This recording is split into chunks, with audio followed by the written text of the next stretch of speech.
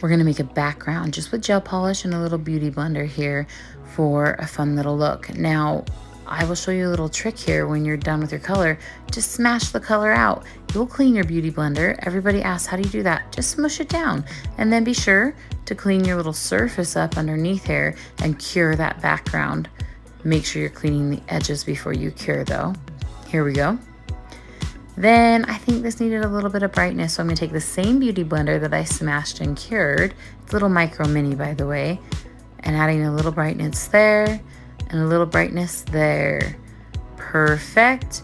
Gonna wipe up and clean, just smash it out, like push it all the way down and get all the color out. Then you can wipe up and be sure to clean around the edges before you cure when you're doing blended backgrounds like this.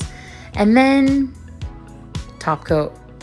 Now, everybody's like, what are you doing with this clear for art? Like, what is that? Stick with me.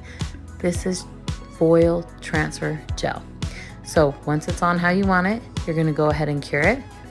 Take your foil, smash it all around the edges, everywhere you could possibly want it, so that make sure it has great contact. And once you have it everywhere you think is rubbed in, you can go ahead and peel it back and reveal your design. Isn't that rad?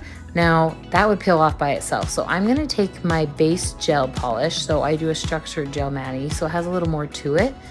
I'm just gonna trace my design so that that foil doesn't come right off. So I'm gonna do it down here as well. And then I'm gonna cure it. You could just leave it with just this over it, but I like to do a little bit of encapsulating of my foil. And then I like to do a little bit of shiny top coat over that.